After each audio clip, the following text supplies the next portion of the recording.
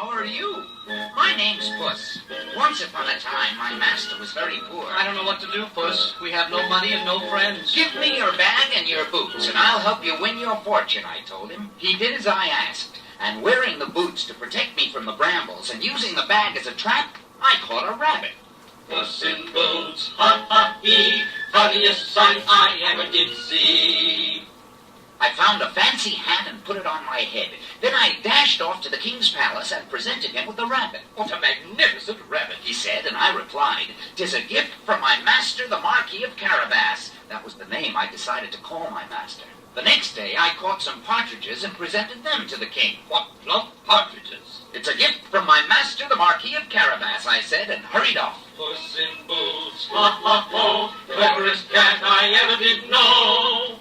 Then, when I learned that the king and his beautiful daughter were out riding in the royal carriage, I told my master, "Take off your clothes and swim in the river." When the royal carriage came by, I yelled, "Help! Help! The Marquis of Carabas is drowning!" The carriage stopped. Save the Marquis, said the king. I quickly hid my master's ragged clothes and told the king, "The Marquis's clothes have been stolen." Puss in Boots, ha ha how, sly as a fox and wise as an owl.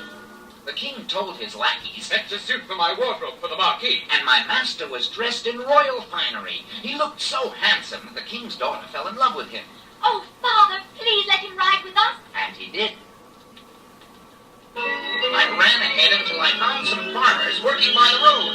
Twirling my whiskers fiercely, I shouted, "When the king passes by, tell him that this field belongs to the Marquis of Carabas. If you don't do as I say, you will meet a horrible death." A moment later, the royal carriage passed by, and the king asked the farmers, Who owns this field? The Marquis of Carabas, your majesty. They answered. Meanwhile, I catapulted ahead to the other farmers along the way and gave them all the same orders. Who owns this field? Asked the king, passing by. The Marquis of Carabas, your majesty. They all answered that everywhere he went. The king was very impressed. What a splendid estate. Puss in Boots, ha ha glory, glory. Suddenly, I came upon the castle of the real owner of all of these fields, a terrible ogre. Who goes there? I was just in the neighborhood and didn't want to pass by without seeing your ogreship, I said, purring politely, and the ogre let me into his castle. "I hear you can turn yourself into a gigantic lion," said the ogre, doing so at once, for he liked to show off quite a bit.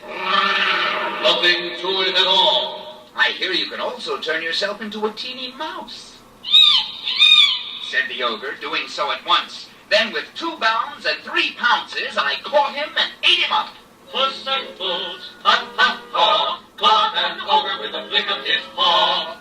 When the royal carriage arrived, I ran to greet it, calling out, "Welcome to the castle of the Marquis of Carabas." What a beautiful castle, said the king, so impressed that he told my master. It would give me great pleasure to see you and my daughter married.